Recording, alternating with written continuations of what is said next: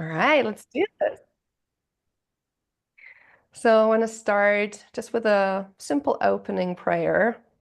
Those who know me from my impasse and offerings and ceremonies, it won't be such a long prayer, but mystery without a prayer wouldn't be the same.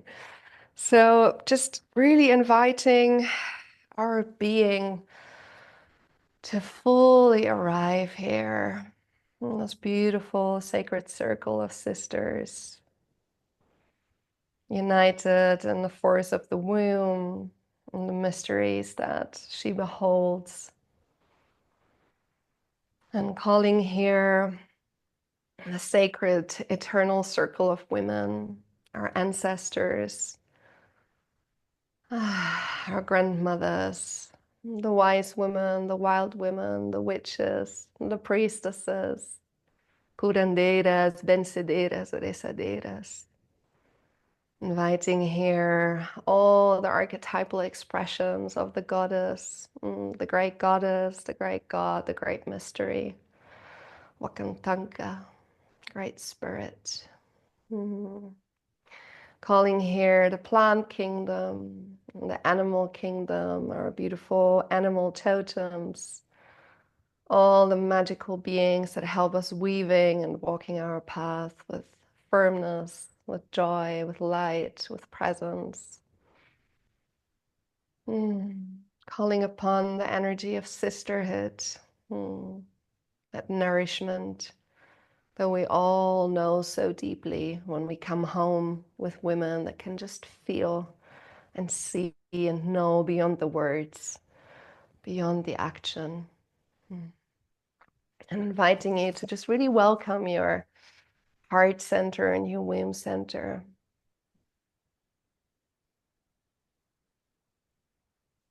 I'm inviting all of you in to my being.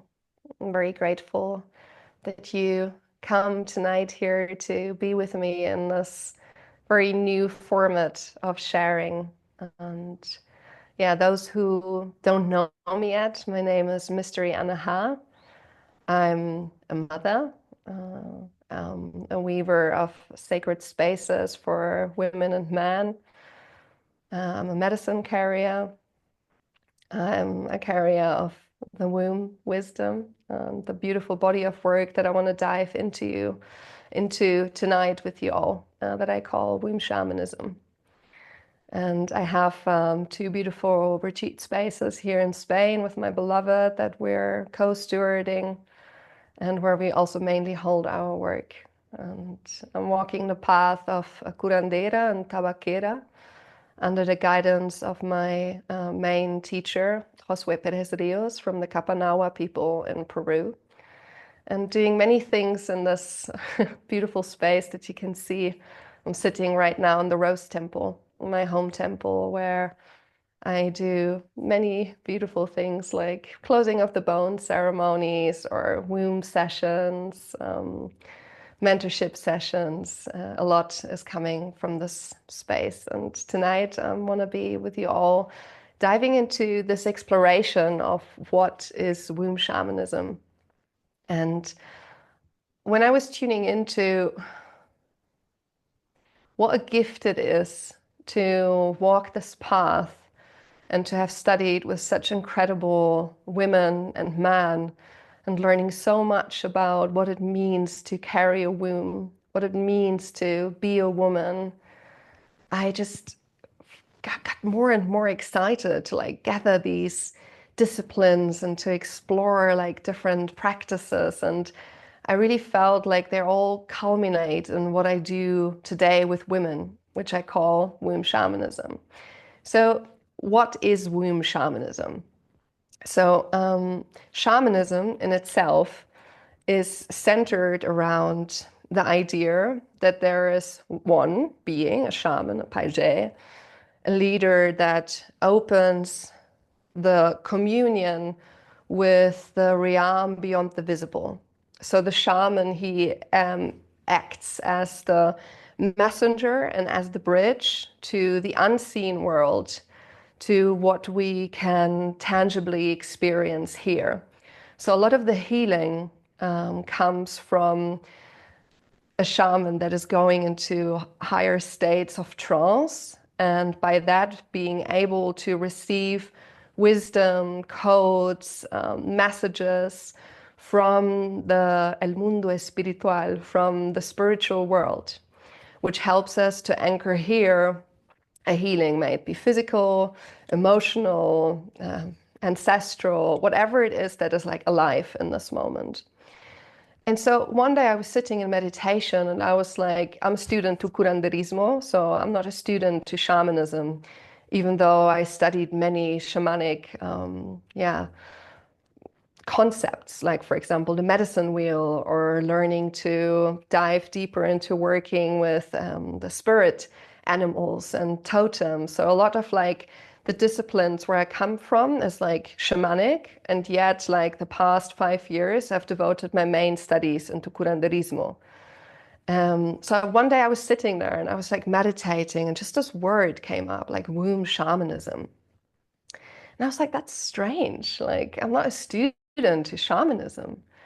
And I understood that, like, the very important difference between shamanism in itself, where the main wisdom comes through that bridge that the shaman enables for those who sit and ask for that wisdom, ask for this healing, comes through the shaman, which is a person outside of ourselves. Now we can go deeper into remembering that everything is one and the shaman just represents another fragment of us. That's great. But womb shamanism really puts the emphasis and the importance of remembering that it's not the shaman, it's not a teacher, it's not a healer, it's not a priestess, it's not a witch, it's not anything outside of yourself that helps you to dive into that deep wisdom, that helps you to commune with these outer worldly realms, that brings the messages in from your ancestors, that brings the healing messages. It's your womb. And so that is the essence of womb shamanism, of bringing like that full empowerment and remembrance, and like reclaiming that sovereignty that throughout history and more than 2000 years of like historical suppression of women, that brings it right back into this beautiful center right here. This is the true shaman right here. So this is like the concept, or like the most important idea for me, like to transmit, of like why I call this womb shamanism, is that permission for each and every woman. Not that you need a permission, but it helps if you're in a circle of sisters and someone says, you got it all in there. And you're like, oh, yes. And you start feeling all tingly and you're like, yeah, you're right. You know, like I got it all in here. It's me. And it's been you all the way. And it will be you all the way. And that doesn't take away from the importance of spaces where other women see you, where other women help you to remember the parts that got stuck in hiding and smallness and insecurity, because we need strong women around us, yeah, on this path of reclaiming our womb center. Because some stories, some pain is just so much easier to release and hold and be shared when we're not alone. But womb shamanism really holds that main essence of remembering that the most important oracle and space within you and within your life's journey is right here. It's not anything outside of you. It's accessing what is inside of you. So what is the womb? Yeah, because it's become like a trend. Like everything is womb, you know, there's like womb yoga and womb cacao and womb ecstatic dance. And I love it, you know, because this is the revolution that brings us women and back into that remembrance of like, hey, it's me, it's my womb, it's my magical center. So when I speak about the womb, I speak about like yes, our uterus, our yoni, our fallopian tubes, like our cervix, like all of this is in there. But also, I speak about like the mystical space that holds the uterus, that holds all your female genital parts. It's the space that, oof, like, holds the mystical remembrance of everything, of the wisdom of all women, of the wisdom of all life, of the wisdom of all prayers that have been prayed, of all the grief and all the tears, all the pain that was experienced. And it also holds all the magical codes that are uniquely to your path and to your being, but are also very, very, very universal. Because despite us all being magical star women and all the, all the colors of the rainbow that we can imagine, we're also incarnate. And for me, like womb shamanism is also that remembrance that we have to descend into the darkness, that we have to descend into the parts of ourselves that got shunned, got shamed, got forgotten, got suppressed, got exiled. Like for me, the path of womb shamanism is a homecoming into the wisdom that lies in the darkness. Yeah, because if we cut ourselves in two, we have like the higher three chakras, our heart, our throat, like, or four, like it's really heart, throat, third eye, and crown. These are really the chakras that resonate and awaken with our studies with the white path. It's the ascension. It's like the realms of consciousness. It's the like it's often what like the entry point for many people with their spiritual studies is. It's like the white path is like tantra, white tantra. Then there is like meditation, kirtan, bhajan. There is, like dance, like all of these are kind of like disciplines that help us like to cultivate and refine like our higher chakras. Whereas like the red path, which is really the mysteries of the blood, the mysteries of womanhood, the mysteries of the womb, which is going into like the pain, like the womb, she holds everything that you even don't want to remember. She holds this. So this path of womb shamanism is like challenging because in order to fully reclaim the multi-layered, multifaceted, multidimensional beings that we are here, women incarnate with a womb on this earth, we have to descend into what lies underneath. And for me, like fusing like as a medicine carrier and also as a meditation teacher, where like and studying like the divine sacred feminine arts, like the soul shakti, like really like studying polarities and the Osho teachings of like the divine feminine and masculine within, of working with archetypes, like the womb holds such a powerful portal because it's not love and light when you go there. Might be also great, like, but that void space that often people speak about, that we as women can cultivate, like that space when we like drop in our womb and it's just this like vast nothingness from which everything is being born. It's like this vast opening, the void. Yeah. But that doesn't come just like this. It comes through working through the layers of pain. It comes through working through the layers of the exiled, shamed, forgotten parts, through working with our inner child, working with what happened when like our sexual life force awoke and we didn't know what to do with it because we didn't have elders. Maybe some of you had. But hands up, who had an elder initiating them when they started bleeding, helping them to remember the power that lived in their womb? Okay, I'm just going to have a little look here. Nope. I see some women laughing. Yeah. So this is really like the main experience, right? Like we're these beings born here with a womb, and then we're girls. And if you have a great childhood, great. I know many women that didn't have a great childhood, and then suddenly the blood comes.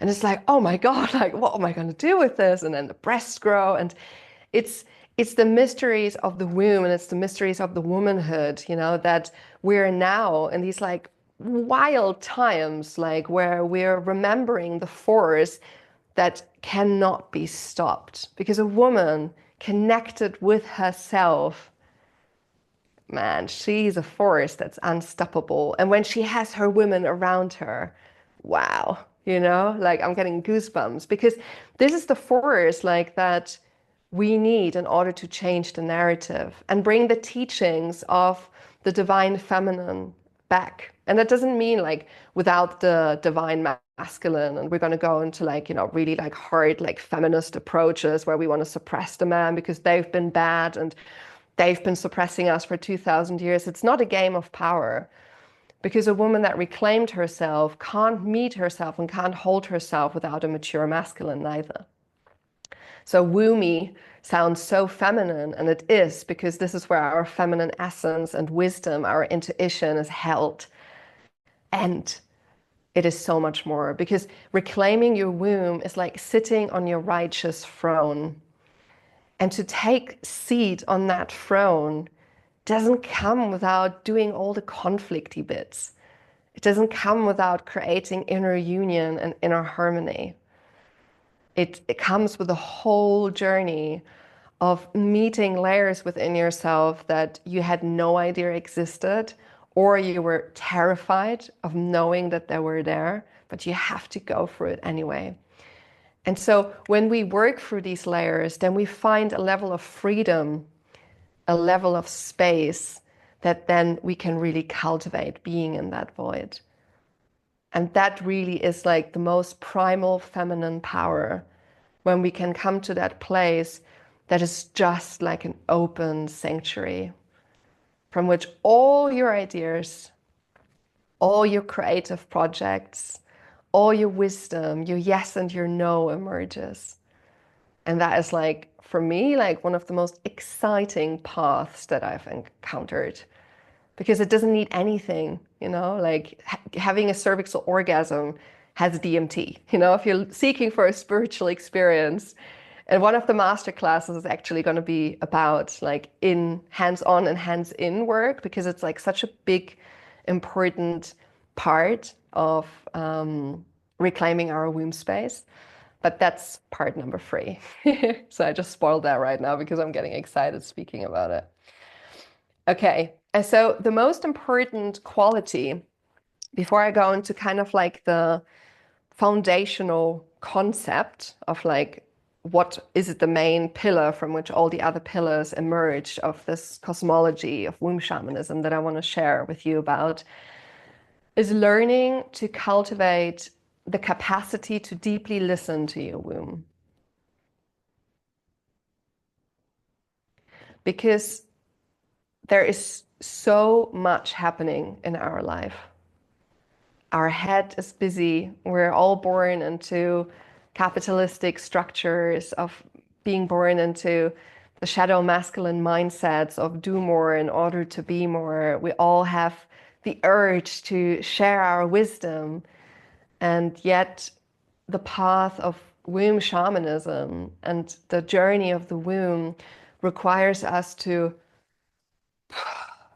let drop everything, all the tension, all the ideas of who we are and how we're meant to walk through this life, and just listen. And that's terrifying, right? Because we want to have it all sorted out. Like, okay, and then this year I'm going to be doing this, I'm going to hold this course, I'm going to participate this training, and then suddenly your womb's like, no, no, no, no. It's just no. And when we come to that place of deeply listening, then we hear really surprising and sometimes really uncomfortable things. Because she knows, because your womb is tapped into that wider resonant field. Because the messages that arrive through deeply listening to your womb space are not necessarily interpreted by your mind. Your mind has an idea of what is good for you and what is bad for you, but your womb knows. Beyond everything that anybody will ever be able to tell you, no medium, no shaman, no healer, no teacher, your womb knows. She is the one that knows. And listening and learning to listen to her, falling into that deep space of, I am home, is like the most life-changing initiation. Because being rooted into that place, which comes with a whole journey of doubt and dark nights of the soul and breaking apart and having to deal with trauma. But once we come home, and it's a continual journey of homecoming, it's not like, oh, I'm home in the womb, like I did it. Great. It's an ongoing journey because she teaches you so, so much beyond what we can even imagine.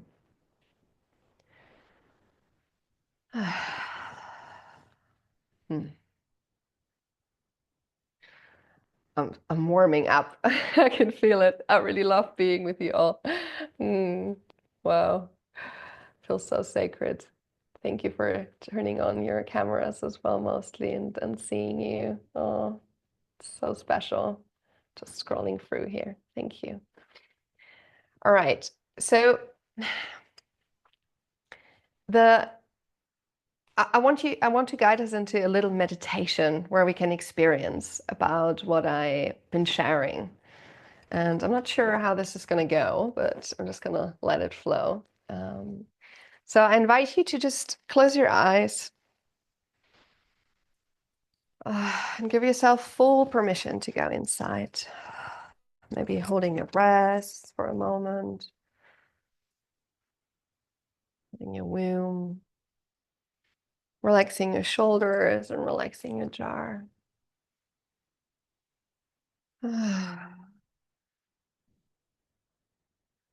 Relaxing your belly, and then relaxing your yoni and your anus, relaxing your thighs, and taking a deep breath in and then out. With a sigh and another deep breath in.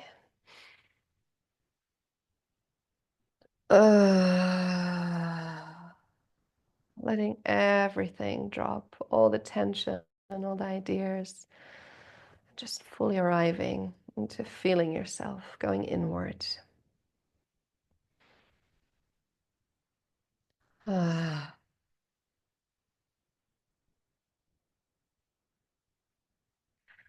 Now I'd like you to, that feels good and nourishing for you, to put your hands on your womb space and just relaxing into the touch of your hands.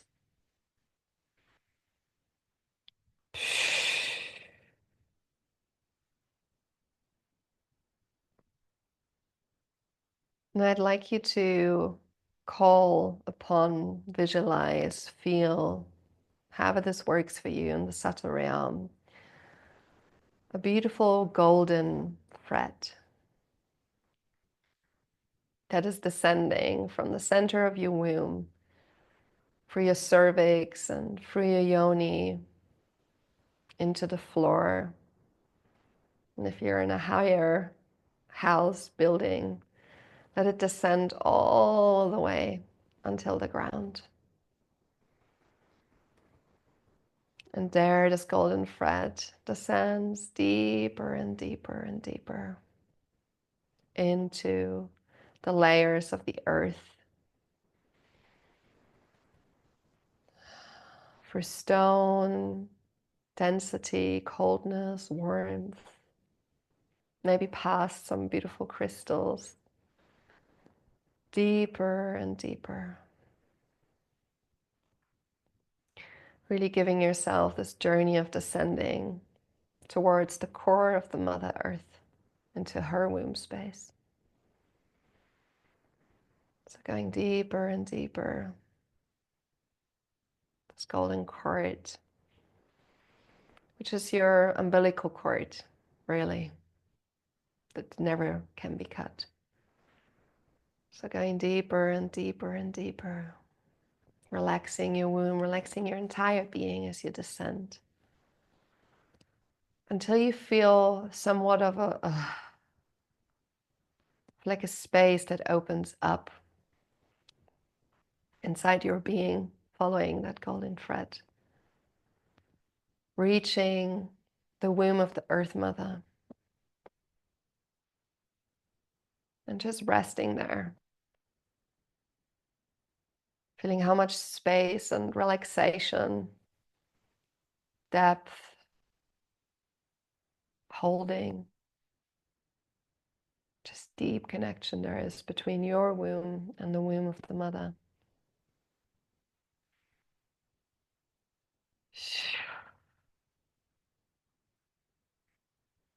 And I'd like you to take a deep breath in from that womb space of the mother into your womb, holding the breath in your womb center, and with the out breath ascending and deepening into that connection with the Earth Mother.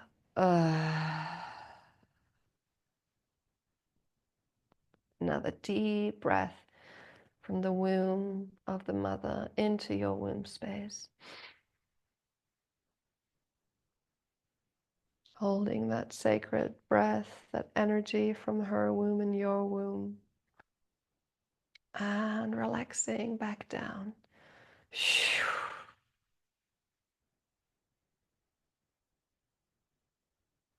One last deep breath into your womb space,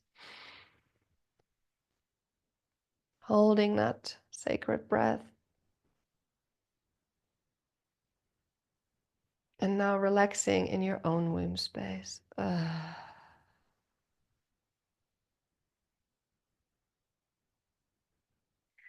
now I'd like you to bring your awareness to your crown chakra.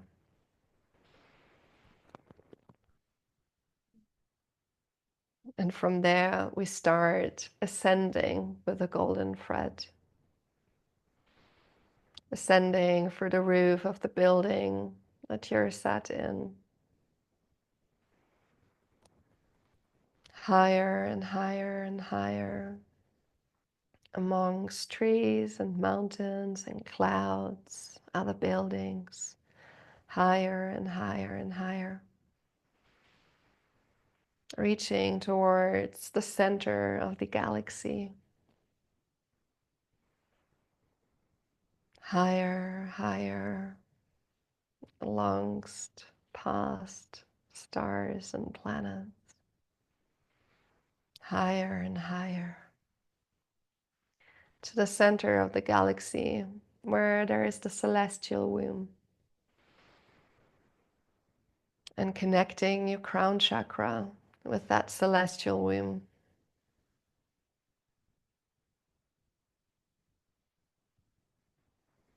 Taking a moment to pause in this space from which all comes, to which all goes. And taking a deep breath in, bringing this nourishment from the celestial womb into your crown chakra. Taking a deep breath in, into your crown chakra, and out. Back up again. Another deep breath in, bringing the nourishment from the celestial womb into your crown. And out. Back into the celestial womb. And one last time, breathing in deeply, bringing the nourishment from the celestial womb into your crown. And as you breathe out, relax back into your own womb space.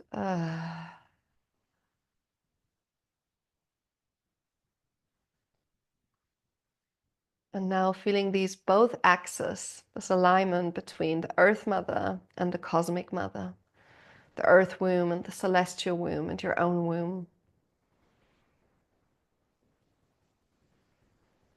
And now we're going to add one more element of visualizing this web like a mycelium, like the most beautiful weave and colors of light, all coming outside of the side, left and right, front and back, weaving you into this womb tapestry of all women, women of the past, women of the future, sisters you know, sisters you love, sisters that you find challenging to love, women from all colors, all walks, all traditions, and just feeling this web of the wee womb, the one womb of all wombs on this planet, in all timelines.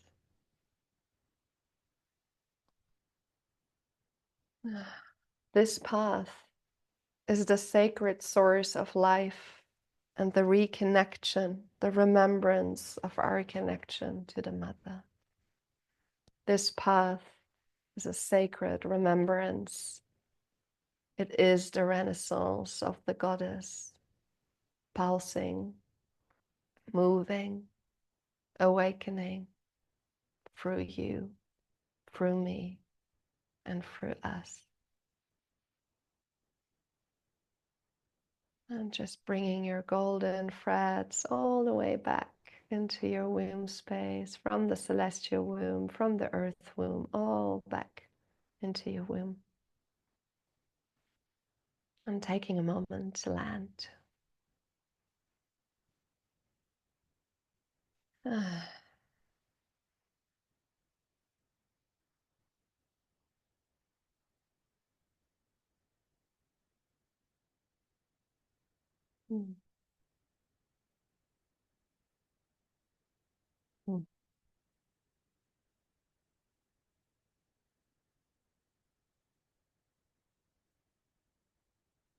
You want to let me know there was a beautiful piece of this journey that you want to share in the chat.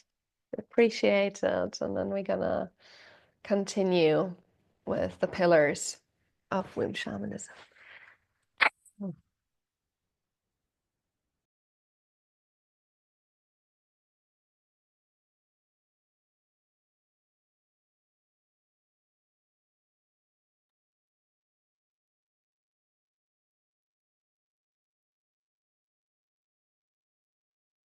Mm.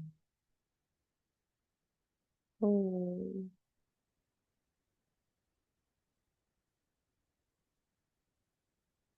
Mm. Okay, you want to share still? Yeah, feeling more connected. The web is powerful. Yes, that was beautiful. Thank you. Feeling very connected. Yeah. And and exactly this, like this connection of like being here now, like sensing this web. It's like something that always holds us. Many of like the Native Americans, they always say that the pulse of the Mother Earth is the pulse that we carry inside. And just to deepen, and it's like calming down everything to just feel that interconnectedness that comes from our womb. It's just such a gift, and it's such a gift to do it in a group. Yeah. Thank you for sharing. All right, so some of you know that I have started writing a book about womb shamanism, and it doesn't have the time that it needs in order to be a very fast process, but it's more of a very slow gestation, longer than for an actual baby because I started already longer than that. But I've had, when I started with the book, it was like the first time that I sat down and tried to type a living transmission into something that's fixed on the screen. And it was such an interesting experience for me because a lot of like what I share with women is really coming in the moment that I'm working with this woman. So it's like it helps me to sit in front of another womb and to tap into that alchemy and that wisdom that this womb, this woman, this group of women, like is ready to hear. It's like, yes, like that ripe spot, that juicy spot. And so this is a lot like this with like the native tradition because all of the native traditions are mostly oral. So there's, tales and icaros, sacred chants, sacred stories that have been passed down for generations. And they've never been written down because also the vibration of each tale, of each teaching, of each part of the culture changes as the generations and as the people re-experience these tales. And there's always like a flavor of the now in it because some of you maybe know the book of Clara Pincola Estes, like Women Who Run with the Wolves. And she speaks about this role in a very beautiful way because there is a native role called the cantadora. And the cantadora, she's the storyteller. And actually, when we look at indigenous people, there's always that wisdom that comes through stories. Many of you who've sat in indigenous ceremonies before, like often probably had like a part where there was like a teaching being shared in the force of the medicine. And so for me, a lot of like what I'm sharing is like my own lived experience. And some of them, it comes through studying like history and like just looking at the story of womanhood and understanding like, oh, this is why. But a lot also just comes from being with women, of what I understand, what is really important. Because my own quest of like knowing and deeply feeling there's more to me being a woman has led to me being with lots of women, discovering like what else is there more to. And I love that. And so like for this session, I've actually sat down with my book in the preparation and I just kind of like looked through what I've already like been writing and like the different chapters. And I kind of, obviously like condensed it because we're not going to be sat here like for the next 6 hours, even though I just had a beautiful roast cacao. I could really because I'm feeling excited to be with you all. But I've condensed it to 7 pillars. And I want to introduce these 7 pillars like that I really felt are super vital for the cosmology of womb shamanism, but also just for the remembering of what it means to have a womb and be a woman and living in this web of life that we're connected to, yeah, with other women, with our children, with our ancestors, with being part of like a miraculous weave that keeps on being woven through our actions, through our prayers. And so the first pillar that I identified is really I call it her story because like there's this beautiful twist in history when it speaks about the perspective of history through the lens of her, through the lens of women. So the first pillar is really like her story. It's understanding of like what we have experienced since being on this planet, being women. And we come, like I hold sometimes whole like lectures around that.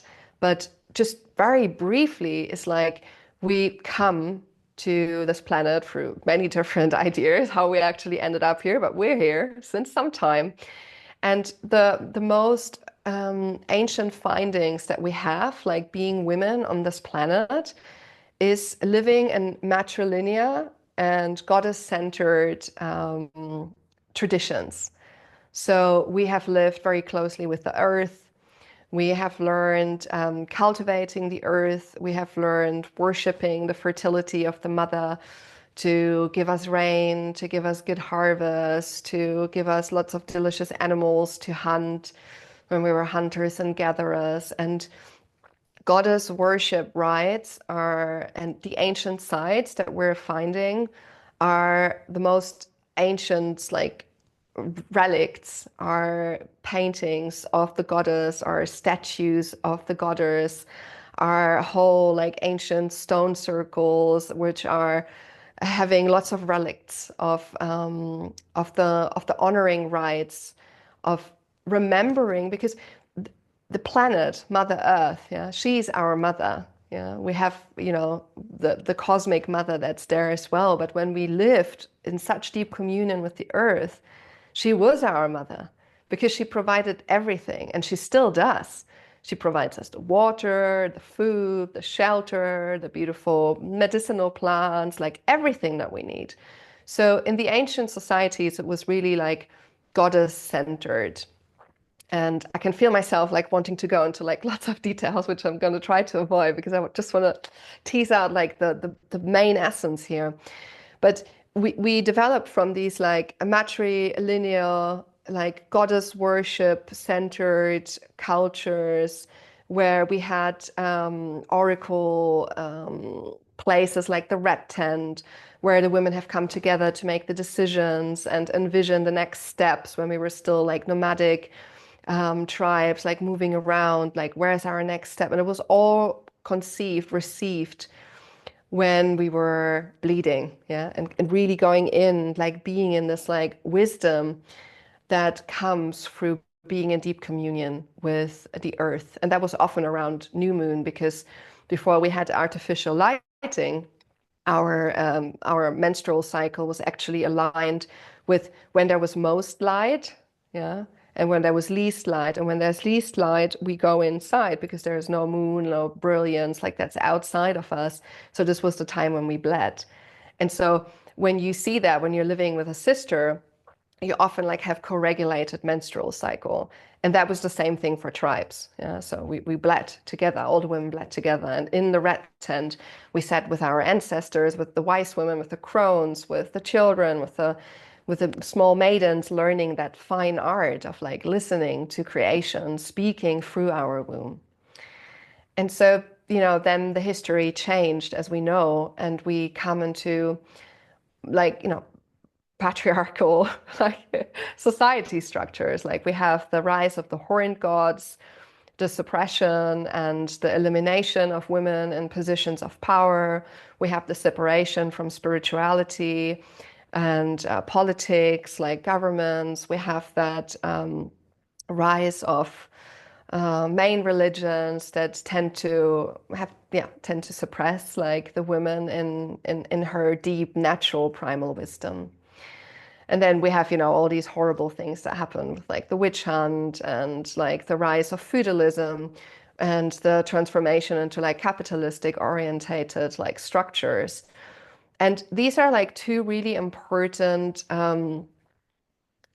three really important things from this pillar of like her story that lead into this like very important other pillar that we have to understand when we contemplate on like how to live as a woman and what there is for us to unlock, to forgive, to liberate, to empower, to integrate, which is the sisterhood wound and the witch wound. Because women, through that development of the history that I briefly explained, of like, especially what happened like when the witches were burned, we have this like collective wound, which many women of rising in your power, rising into your wisdom, of feeling this fear of like fear of being seen, like fear of like, being denounced, really, of like, whoa, like if I really going to show all my power, like maybe someone will attack me, maybe someone will be jealous, or maybe, and this is like the most core fear of it all, maybe someone will just put me on the stake and burn me. And unfortunately, witch hunt, even though we're not officially burning women on the stake anymore, it's still really very much alive. Like smear campaigns and betrayal and like horrible like ways of like treating a sister or treating a woman is still very much alive. Hands up, like who had like an experience like where their witch wound came up, where they experienced like, yep, uh-huh, yeah, yeah, yep, yep.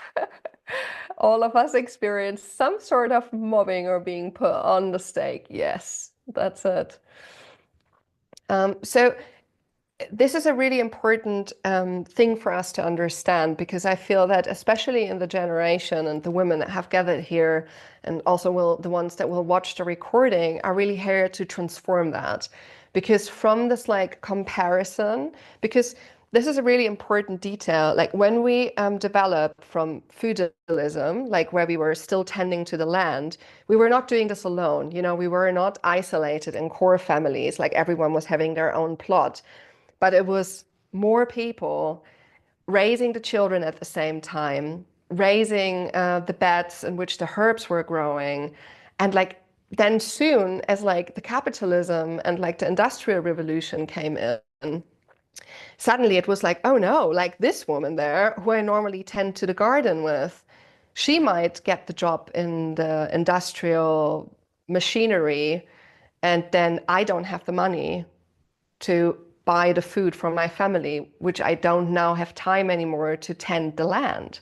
So in that transition, so like the rise of the horned gods, the witch hunt, and then like that capitalistic, like industrial revolution really changed the way we see women as like our sisters to do this together, you know, to heal, lick our wounds, to bring up the children, to make the potions, to cook the food.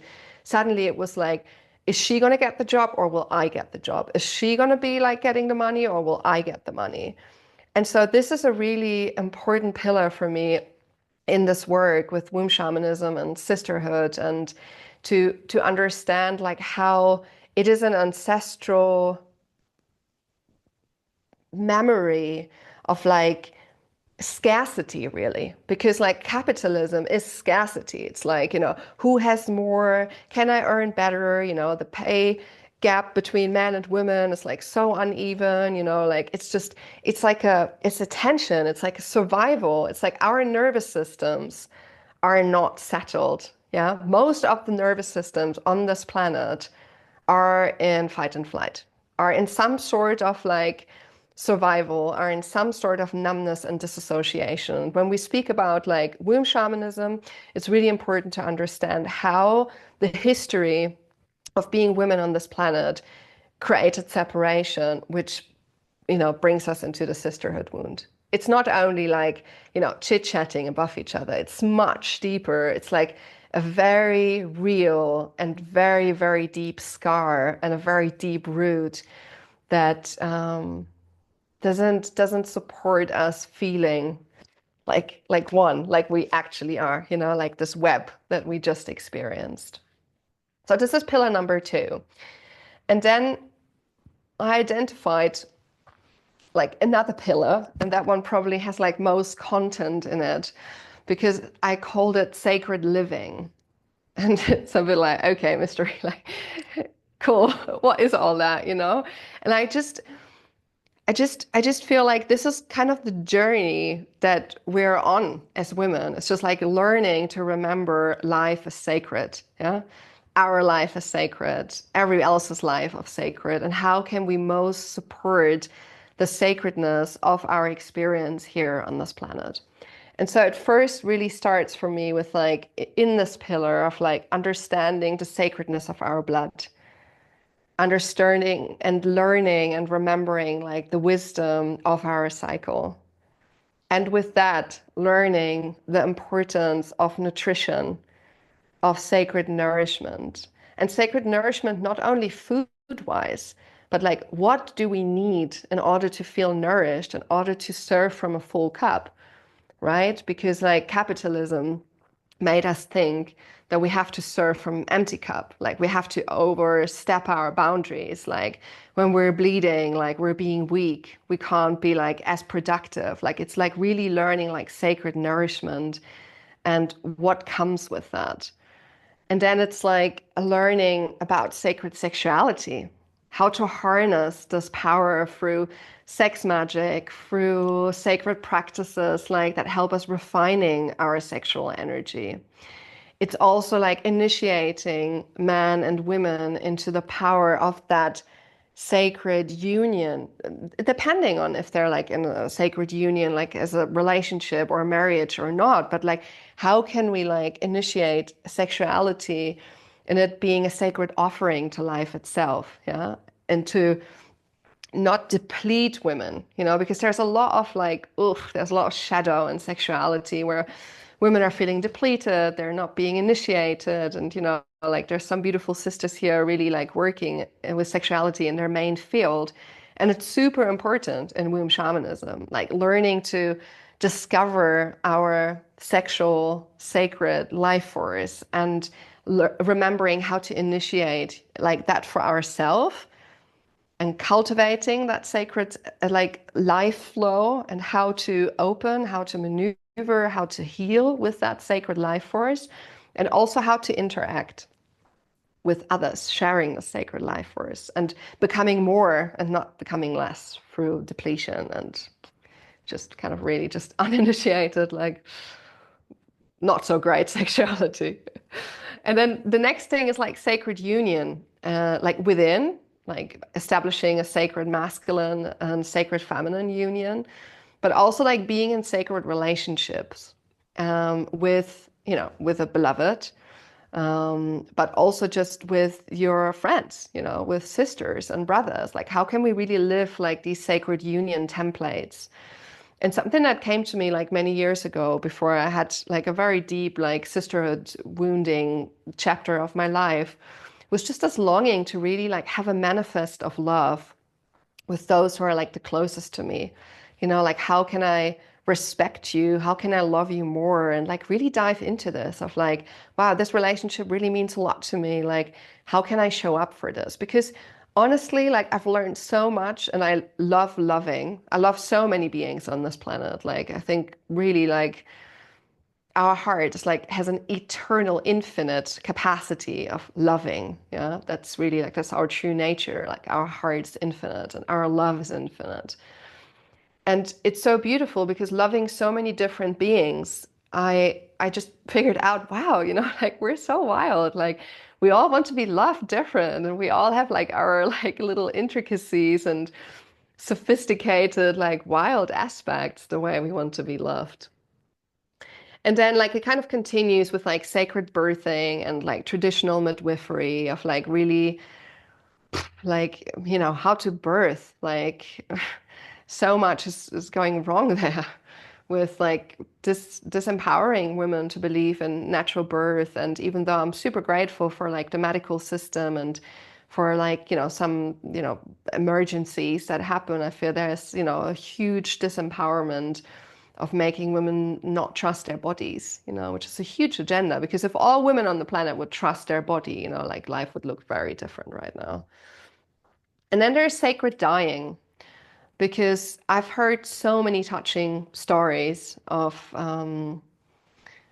of like indigenous ways of like supporting people into their last journey in this human body, into the death, into their last breath, from like being sung to the next captain, the next chief of the tribe, receiving the last breath of the person that was dying.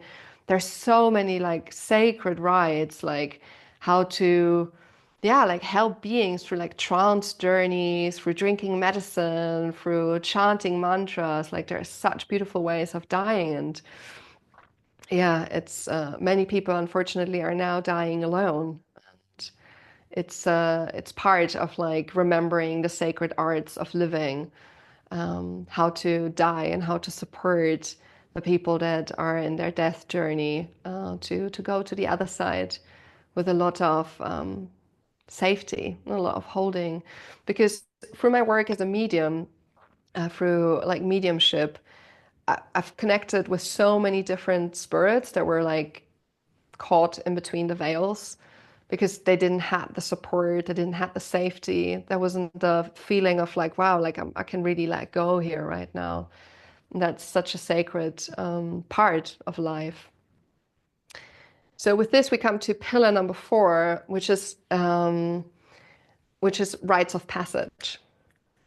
It's like all these parts that are described in the sacred living. and much more are so important to ritualize. We need rite of passages for women to become maidens, for maidens to become mothers, for mothers to become crones, for even beyond that, closing toxic relationships, closing cycles of abuse, for initiation rites into committing to a new path, initiation rite to take on a new name, initiation rite to, there's so much. The ancient times like held that deep wisdom of like how important like ritualized changes from one chapter in the life and the book of life into another. And so this is like the other pillar that's super important, learning to ritualize, even like your own transitions, you know, because like sometimes you come out of like a friendship, a relationship, like a project closes, like anything can happen. And then it's just like, okay, like I got to close this. You know, this is where like closing of the bone ceremonies come in. This is where your sisterhood circles are super important to be witnessed. And I am going through this. I am changing, and I want to ritualize. I want to mark this. Death ceremonies. You know, there's so many beautiful ways of like ritualizing, coming into a different stage of consciousness and coming into a different chapter of life. And then the almost last pillar is something that I shared in the beginning of our call already. It's like hands on, hands in, body work, rituals, and ceremonies. And I can't imagine a life without these pillars. It is important to remember our body, to soften into our body, to massage our breasts, to massage our womb, to massage our yoni, to massage our anus, to release the tension that is being stored in there. It is important to have rituals together, you know, like moon circles, moon dances, going on beautiful retreats, like being held in like a field of transformation, going in sacred ceremonies for yourself, sitting in nature, opening yourself to receiving new ideas, praying with the earth, like praying for a life, praying for you, for your family, for your loved ones, for the collective. Like all this is so important. Ceremony, ritual, and hands-on work. It's like such a huge part of this path of like coming home into our womb, coming home into coming home, really. Like there's nothing else to say. It's a big important pillar of coming home. And the last pillar is ancestry. Um, it's the work with our ancestors. And it is vital, vital, vital, vital to remember our roots in order to be able to fly. We cannot be disconnected from our ancestors. That doesn't mean that you don't have to like be like, oh, like, oh, I totally love them all, because I think we can normalize also anger towards our ancestors. Yeah, like it's normalizing all the different feelings that we have towards our ancestors. Maybe you're really angry, you know, at your grandfather, and that's fine. Like, but acknowledging that anger and acknowledging simply the fact that if this person wouldn't be part of your ancestry, you wouldn't be here. And it's such a gift. It's so sacred to be here right now, to walk on this earth and to remember. And maybe some of you are done doing this, you know, because sometimes life can be really overwhelming. But honoring like our lineage is such an important part to unlocking the power that we behold. Because our ancestry brings us a lot of burden. Yeah. Keyword transgenerational trauma is real. What your mother doesn't transform, you will have to transform. What your grandmother didn't transform, you have to transform. What your father's line didn't transform, you will have to transform. And hands up, like who feels they're here to transform their lineage? Who feels here they're like doing the work? Yep, even if you want it or not, that's really, you are being called into this. Yeah, thank you. Again, all hands up. Nice.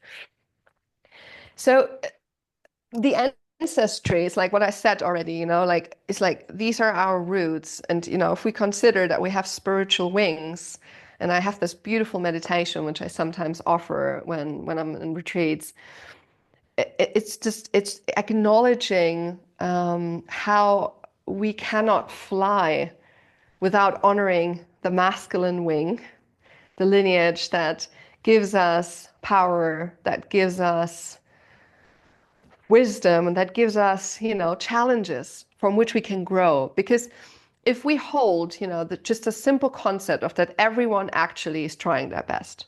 Sometimes it doesn't seem like that because someone you think is just really like mean, but maybe just in the benefit of the doubt, like give them that generosity from your heart of like, okay, this is really the best that they could do. Because how can anybody not want to be doing this? Like everybody wants to do that. Everyone wants to give their best. And sometimes the best looks a bit, painful for you.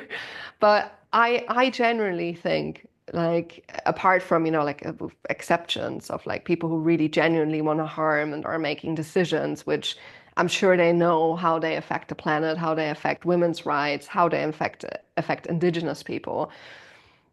That's a whole other story to be talking about. But considering our ancestry, it's just like they're all living their life. And we're giving this opportunity with whatever is like an obstacle, with whatever is like difficult. We're being given this opportunity to transform and alchemize that.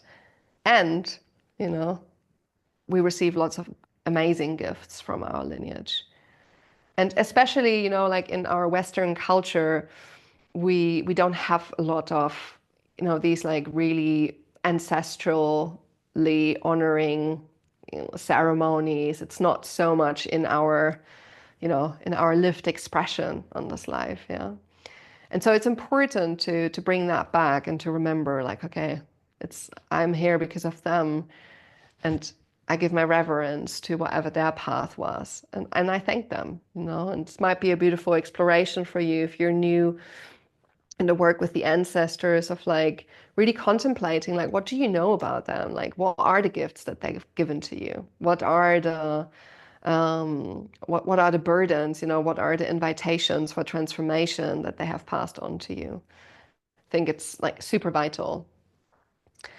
And that's really it about the seven pillars.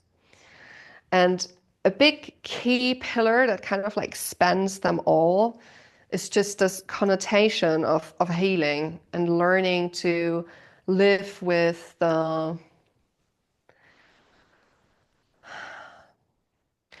remember, and learn to walk in reverence with the sacredness of this experience, despite if you're on a healing journey with trauma, if you come from very difficult like family relations, if you have a moment of like feeling lost, it's learning to just embrace this as part of your journey. And it's part of your journey of being a woman, to be initiated into the depth of compassion, forgiveness, and strength. And I feel, and I know from my own lived experience on this planet, and I know any other woman can do this, is to alchemize the pain into beauty, the difficult, earth-shattering, heartbreaking experience into wisdom and teachings, and any kind of poison and darkness, really spin it into gold. I see it. I see it. I see it. Everyone has this capacity. And I really wish that every woman would remember this, and that every woman would have the support of women around her, seeing her despite whatever she's going through, whatever she's done, whatever mistake, whatever difficult moment in her life, seeing her that in her wholeness. Because, I'm sure you all know we're never broken, even though it might appear in this way. And I'm not ever like propagating like spiritual bypassing, because, sometimes we feel pretty broken and life can really break us apart. But our capacity to return to sacred wholeness is is stronger than anything else. The power of your womb, the power of your love, the power of sisterhood, the power of the Earth Mother, the Celestial Mother, the power of this web of women, the power of your ancestors blessing you is stronger than anything else. Ever. Ever, ever, ever, ever. Yeah. Yeah. Hmm. Okay, so I'm gonna have a look at the time. Right. Yeah.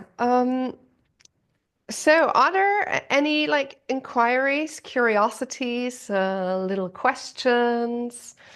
I would really love to just drop in with like some of you for another 10 minutes of exploring anything that feels alive or like, oh, Mystery, could you speak a little bit about this?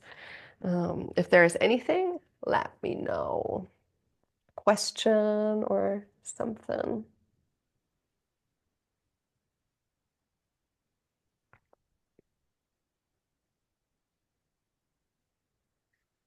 You open up the sisterhood wound.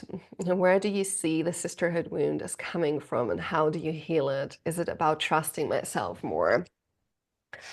Very good question, Annette. It's it's such a vital theme that actually the masterclass that because I'm hosting this like three-part series of the womb mysteries, and we're today in kind of like the overview of like the cosmology of like womb shamanism. And the masterclass that I'm going to hold in April will be centered around exactly that theme. So we're going to have like an entire 90 minutes to explore that. So I can give like just like a little inspiration for you to go deeper into this topic until we meet next month. But the sisterhood wound is really inviting us into the parts where we don't feel safe within ourselves, because often what we experience as a threat outside of us is something is making us, because everything that we experience is in resonance with making us aware of what we're carrying inside, right? So if we have insecurity, jealousy, comparison, we this is actually something that we have to resolve and shine light on and like bring into balance and healing within ourselves. So the sisters around us, they're our mirrors, and the wounding comes from a place of not feeling safe, of not feeling held. So what you can explore as a little initial inquiry is, what are the ways that you are not feeling safe when you're around women? Like, what are the thoughts, the feelings that you have coming up? And also, what is it in other women that like intimidates you? What is it in other women that, causes like inferiority or superiority? What is your relationship with other women, and how does it make you feel? So I think this is like a nice point of entry to contemplate like how you are in relationship with other sisters. And then, as I say, next month we're gonna have like 90 minutes where I really like, because it's such a rich theme, where I want to explore that. So I hope you get to be there as well.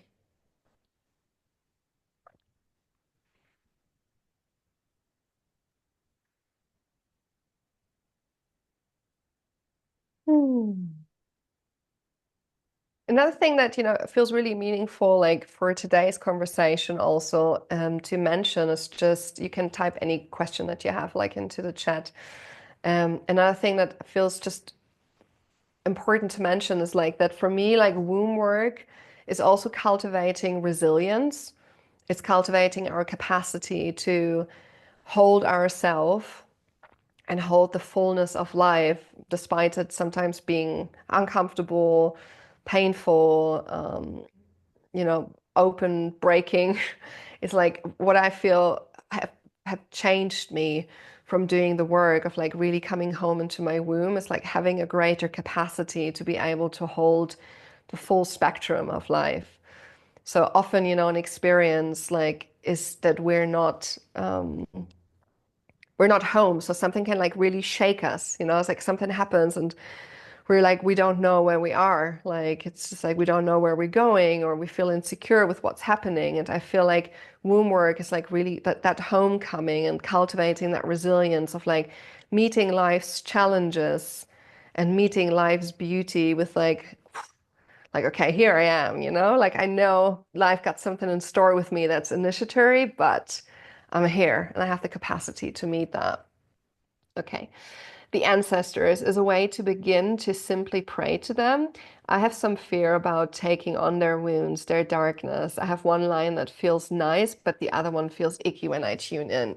Yeah, that's a good question that I actually often hear when we speak about the ancestors.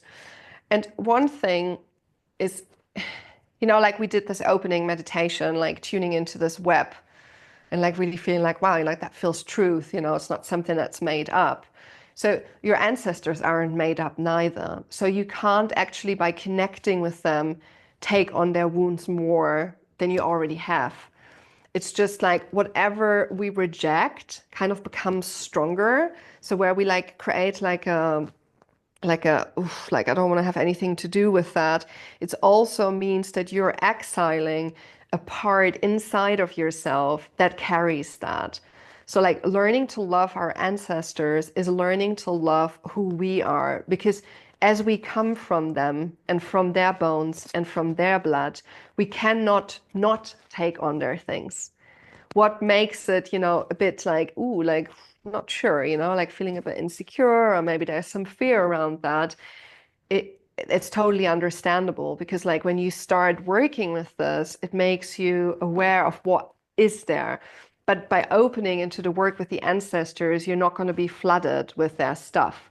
You're just getting like specifically aware of like what is it that they give you, what is it that you already inherited, and what is it that they actually like bless and empower you to do for the entire lineage work. And so a good way of like starting to like commune with the ancestors is, for example, to create a little offering for the earth, of like having a physical like place on your land. I know you have beautiful land. To like just be the place, like have like a little place there, maybe like a stone, or put some sticks there, or whatever you feel like connects you with like ancestry, and have like a physical place where you can go to. So it also kind of feels safer, rather than in your beautiful temple and you're like, all right, ancestors, here I am. It's just like, actually, okay, I'm opening this conversation. I'm opening this way of like communing with them, of like meditating with the lineage that maybe feels a bit easier for you to connect. And then also like meditating and communicating with like the lineage that feels a bit more like you were using the word icky, like feels a bit like, oh, difficult. And just realizing that there's nothing that can harm you more than you've already been harmed, because they won't send you bad energies. Our ancestors are pure love. Despite their actions on earth may have not represented that, because there's been lots of stuff happening, that caused trauma and pain and confusion and separation.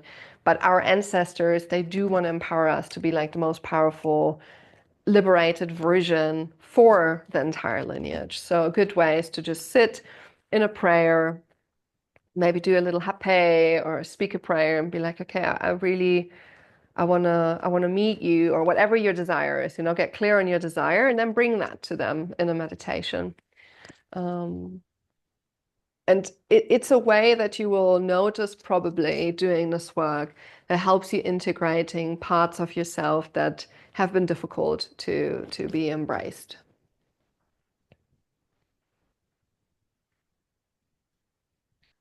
Yeah. Okay. Anything else?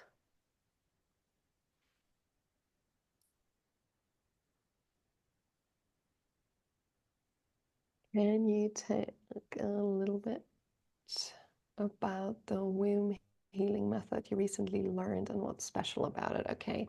So I've recently went to England to study an approach that's called Mizan. And Mizan is a womb healing method. It's like a massage technique, basically, that comes from the Arabic word Mizan, which means balance. So the founder of this technique is Bushra Finch. She's an English woman, an elder that that studied over like I think 3 decades different womb healing methods. And she discovered that actually like womb massage like has been in all kind of native cultures from Africa to Asia to North America to South America an important part of um, of women's health. And so that Mizan womb massage is pointed towards helping women that suffer with endometriosis, helping women that have difficulties to conceive, that have irregular cycles, that have painful periods, that have suffer a lot of PMS. So Mizan is like a very holistic way of like working with the endocrine system, working with the nervous system, working with the lymphatic system, working with the fascia, working with obviously like the physical body and like the structure around bones and pelvis alignment, with muscle tension. And so often we women don't have a womb that's like centered. A lot of women suffer from like a tilted womb, like to the left, to the right, or to the back, or to the front. And so, like, often a lot of our problems of not being able to connect or having painful menstruation or not being able to conceive or having like miscarriages more often comes from simply like the womb alignment. So like the massage technique for Mizan helps us to encourage in a very gentle and holistic manner the womb positioning to be in its perfect center.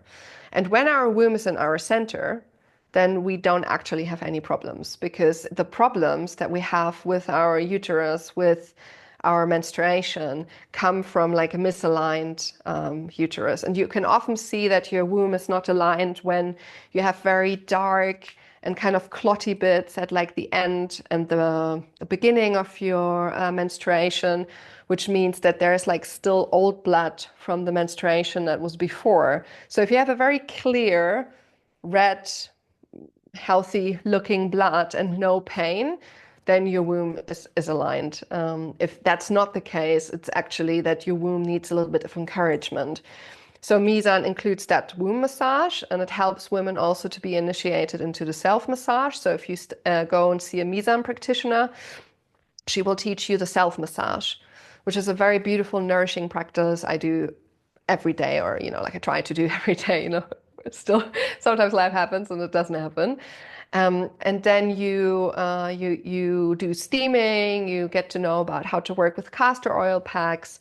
So this is kind of like the cosmology about Mizan. And if you live in the UK, they have like a whole like botanicals of working with fertility enhancement and hormonal regulation and things like that. So that's a little look into the cosmology of Mizan. Then one last question. Do you think it's normal to have very painful periods? I have experienced only 2 not painful periods in my life. And now as I have been working deeper with yeah. So according to Mizan and according to my own experience, it's not normal to have painful periods. And this is really something that we learned in the training, which is super in-depth study, like before you go to the training, and then a residential training, and then you have many case studies, and you're in contact with like your trainers.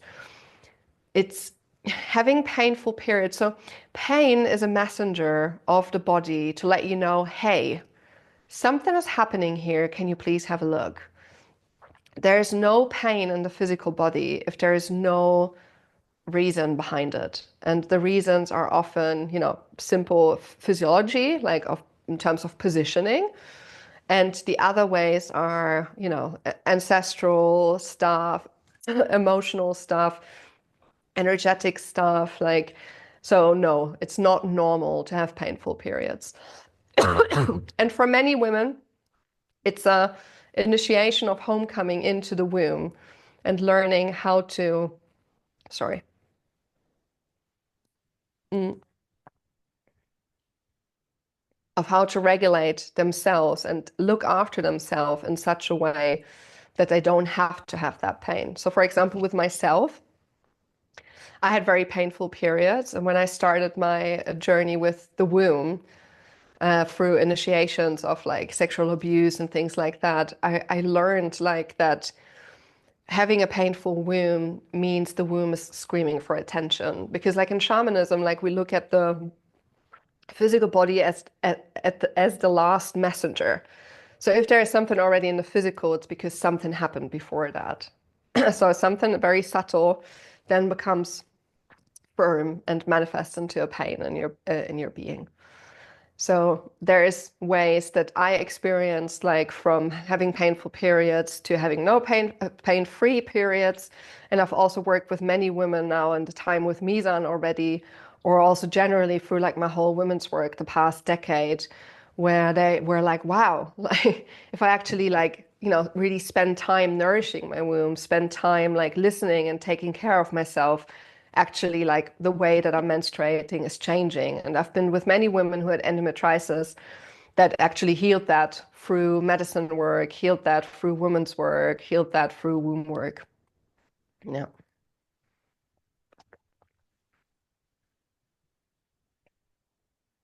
Okay. Thank you for your questions. Um, and thank you for being with me here tonight. I really enjoyed it. It's been my first time of like sharing about my work in this format of a free masterclass, and yeah, I look forward to be doing it again next month. And so I will be traveling to the Amazon on Tuesday to be dieting 3 weeks with my main teacher. And if you're interested of like deepening your work around anything that you heard today, I work in one-on-one mentorships. I call them the Mamankuna mentorship. Mamankuna is the Quechuan word. Mamankuna, my little mama goddess statue. So if you feel like you would like to have some one-on-one guidance in your life, feel free to reach out to me. I have a summer solstice gathering for men and women in the mountains of Spain. We have our beautiful medicine womb retreat over the autumn equinox in September. And I'm going to be guiding another group diet with my maestro in December in the Amazon again. And anything else, like if you feel like you're interested, you feel like you have a specific trauma that you work with, specialized in sexual abuse as well and nervous system repatterning, come and reach out to me, come for a private retreat in this rose temple. Just reach out to me anyway. If you just want to say hi or thank you, or you have something that's been stirred up from this masterclass. And yeah, thank you. Thank you for being on this journey with me and sharing this sacred evening with me. It was really like a pleasure. I'm just going to read here. Thank you. Thank you. Thank you. Oh, nice. You. I could listen to you forever. Oh, thanks. Yeah, I'm actually like with my beautiful virtual goddess assistant, Akira, we plan some virtual things as well, where you can hear me talk loads. I'm working on my podcast, and yeah, like this free masterclass series was for me a beautiful way of being able to share just the womb codes abundantly. And yeah, I hope that it touches you and inspires you to go deeper, to reveal your emotions, to reclaim safety, to explore different maybe aspects of these pillars that I introduced, and just move, dance, cry, uh, just feel it all and enjoy having this womb, because it's really like amazing.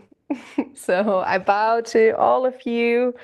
I bow to all the women that have come before us, the eternal circle of women, to the sacred web that we're a part of, to all the sacred plants that hold us, to the sacred trees, to the sacred animals, the beautiful, beautiful planet of Earth that we're living on here. And all the sacred sisters, all the teachings, all the initiations. May we go with them with ease and trust and grace, and remember that it's all divinely orchestrated and perfect, and you're whole, never broken. You're a powerful, sovereign, beautiful channel of divine love, living here on this planet. And I just, yeah, just really, really bless your path, and may you just live and share what you're here to be doing.